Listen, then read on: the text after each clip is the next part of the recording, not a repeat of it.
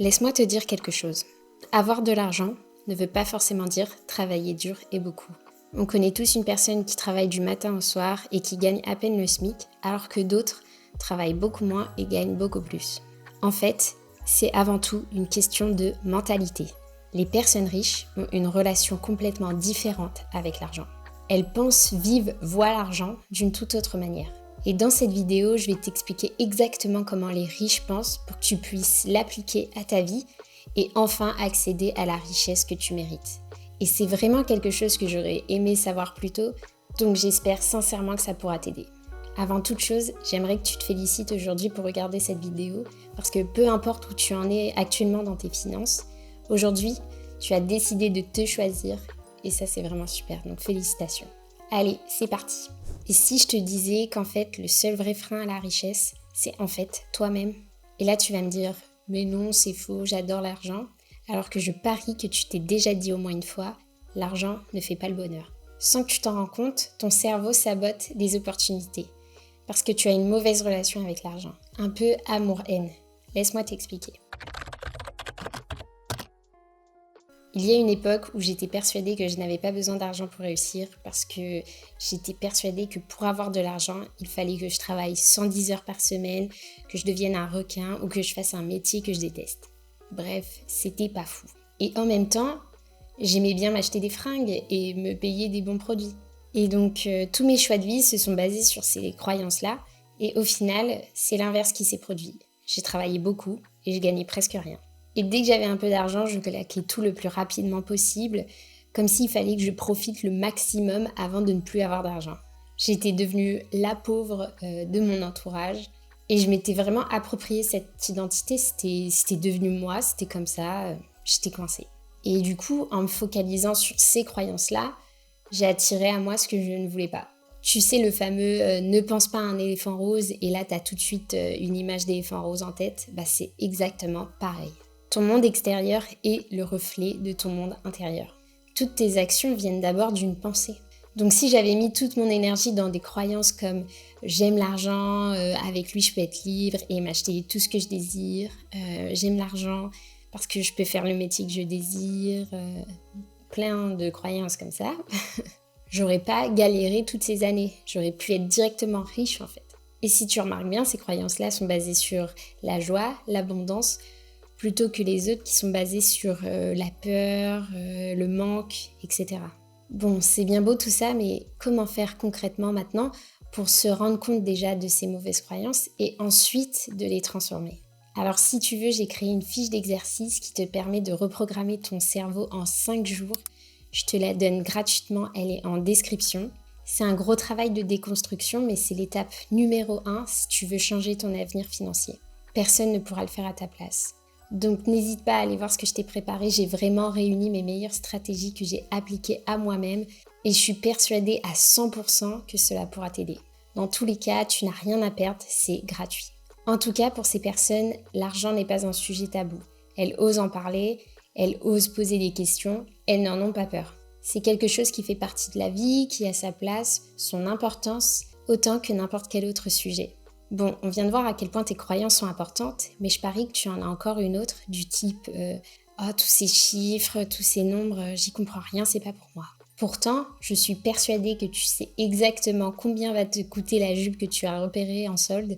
Tu sais, les gens riches ne sont pas des génies, mais ils ont compris une chose. Le savoir, c'est le pouvoir. Et bah les finances, c'est comme tout, ça s'apprend. Et si tu sais ce que tu fais, personne ne pourra te manipuler. Tu vois, avant, j'étais persuadée que s'il me restait un peu d'argent sur mon compte à la fin du mois, c'est bon, je savais gérer un budget. J'avais pas envie de faire mes comptes, je pensais que c'était une perte de temps et vraiment un truc de pauvre. Aussi, j'avais une peur panique d'aller à la banque, je ne comprenais rien de ce qu'on me racontait et à cause de ça, pendant super longtemps, un conseiller a profité de mes lacunes pour me proposer un livret tout pourri et en plus de me faire des frais cachés. Bref, je me suis fait avoir. Et je le savais en plus, mais j'étais là, non mais l'argent c'est pas si important. Si, c'est important. Je préférais perdre de l'argent plutôt que d'avoir à régler mes soucis. Non mais vous avez vu le niveau, je ne suis pas fière. Mais heureusement, après avoir reprogrammé mon cerveau, ce que tu as vu dans l'étape 1, je me suis dit qu'il fallait absolument que je m'éduque sur le sujet. C'était plus possible. J'en avais marre qu'on me prenne pour la petite meuf qu'on peut facilement entuber là. Non, maintenant c'était moi la boss. Alors j'ai lu tous les livres sur la finance que je trouvais, j'ai écouté des podcasts, des vidéos YouTube, je demandais des conseils à des personnes riches de mon entourage et j'ai appliqué les conseils. Voici les grandes règles que j'ai retenues et qui te permettront de débuter tranquillement. Mais je tiens à te dire qu'il faut quand même que tu fasses ta propre éducation sur le sujet, que tu n'écoutes pas forcément que moi, mais que tu deviennes la propre maîtresse de tes finances. Donc la première étape, c'est de créer ton budget avec tous les chiffres qui rentrent, qui sortent, pour savoir exactement où tu en es. Tu planifies tes revenus, tu planifies tes dépenses fixes, le loyer, les abonnements, etc. Tes dépenses variables, les courses, le shopping, etc. Et ton épargne. Je te conseille de faire cette petite routine en chaque début de mois, comme ça tu sais exactement où va aller ton argent et tu peux prévoir tes petits plaisirs en conséquence. La deuxième étape, c'est de toujours épargner au minimum 10% de tes revenus. Et même si c'est que 20 €, on commence tous quelque part, ne t'inquiète pas, ça va augmenter au fur et à mesure, j'en suis sûre. En tout cas, n'attends pas d'avoir assez pour commencer à épargner, parce que le plus important, c'est que tu commences le plus tôt possible pour bénéficier par la suite des intérêts composés, que nous verrons dans la prochaine étape. Et dans un premier temps, avec cette épargne, crée-toi un fonds d'urgence de 3 à 6 mois de dépenses de côté. Et la troisième étape, une fois que tu atteins cet objectif de fonds d'urgence, tu peux commencer à investir. C'est ce qui te permettra de diversifier tes revenus. Et c'est là que les intérêts composés rentrent en jeu, parce que même si tu as investi de petites sommes, à la fin, sur plusieurs années, tu gagnes beaucoup. Imaginons que tu investis 1 000 € en bourse, voilà, et dans 40 ans, tu récupères 21 000 €. Ça aura fait x 21. Bon, là, c'est un schéma, dans la vraie vie, tu fais pas exactement comme ça, mais tu as compris l'idée. Il y a plein de façons d'investir son argent et tu peux même faire ça de manière écologique, c'est-à-dire que tu donnes ton argent à des entreprises qui participent à la transition écologique. Mais tu peux faire ça aussi dans l'immobilier, la bourse classique, etc. Je pourrais te faire une vidéo sur le sujet si ça t'intéresse, parce que là, sinon la vidéo va durer 3 heures. Mais en tout cas, sache que c'est plus facile qu'on le pense. C'est pas vraiment genre le loulou Wall Street, tu vois. C'est pas des traders, t'as 6 écrans en même temps. Non, non, t'inquiète. Tu viens de voir que s'éduquer, c'est hyper important. Mais tu sais ce que 99% des femmes font?